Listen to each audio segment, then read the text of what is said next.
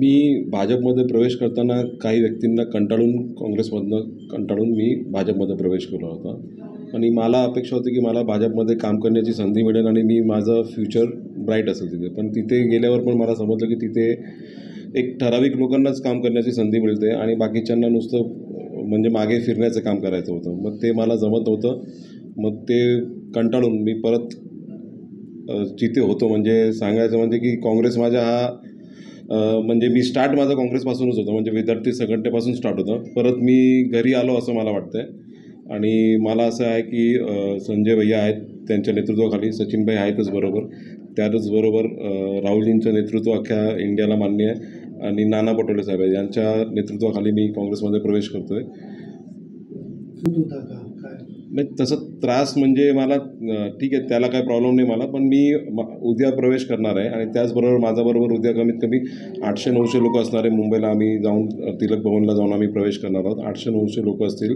माझ्याबरोबर काही ज्वेलर्स असोसिएशनचे लोक आहेत, माझ्याबरोबर काही फार्मसीचे लोक आहेत, त्याचबरोबर APMC मार्केटमधली पण काही लोक आहेत. असं करून बरेचसे कार्यकर्ते पण आहेत. आम्ही 700-800 लोकांचं मॉब घेऊन तिथे जाणार आहे मुंबईला आणि तिथे मी नाना भाऊंच्या हस्ते प्रवेश घेणार आहे.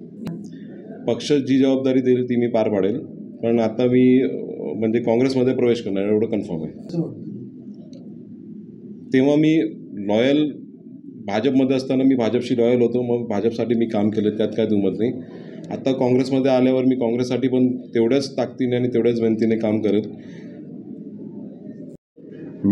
प्रामुख्याने आज मी राकेश मुथांचा प्रवेश म्हणणार नाही.